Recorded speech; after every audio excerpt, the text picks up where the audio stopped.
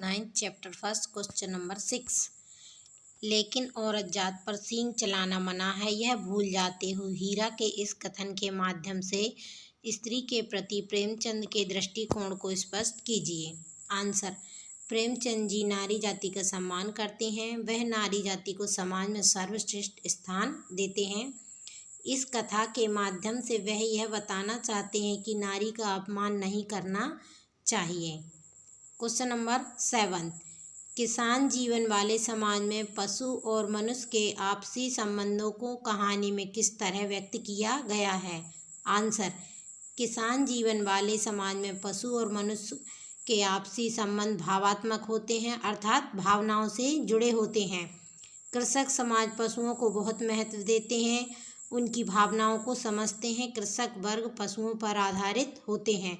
यदि पशु नहीं होते तो वह खेती किसानी नहीं कर पाते। Question number 8। इतना तो हो ही गया कि 9-10 प्राणियों की जान बच गई, वे सब तो आशीर्वाद देंगे। मोती के इस कथन के आलोक में उसकी विशेषताएं बताइए। आंसर। इतना तो पंक्तियां डैश मोती के इस कथन के आलोक में निम्नलिखित विशेषताएं हैं। यहाँ पर मोती की विशेषताएं बताएंगे। नंबर 1, साहसी।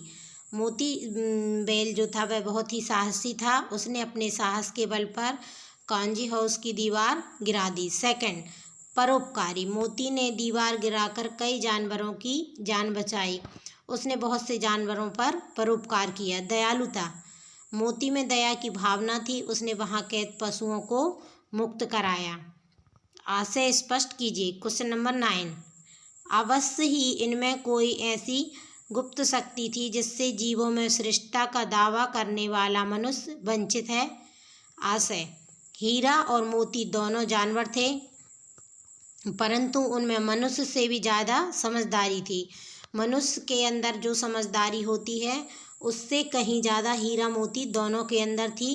वह पशु होते हुए भी मनुष्य से कहीं आगे थे। दोनों एक दूसरे को देखकर उनका दुख दर्द समझ जाते थे। वह अपनी मूक भाषा में विचार विनिमय करते थे। वह अपनी बिना बोले ही वाणी के द्वारा एक दूसरे को क्वेश्चन कर लेते थे, मतलब एक दूसरे का हाल जो था वह समझ लेते थे। वह श्रेष्ठता का दावा करने वाले मनुष्य से भी श्रेष्ठ थे, और हम जो मनुष्य प्राणी हैं वह श्रेष्ठता का दावा करते हैं कि हम सबसे श्रेष्ठ हैं, लेकिन वह जो जानवर थे पशु वह हमसे भी श्रेष्ठ हैं।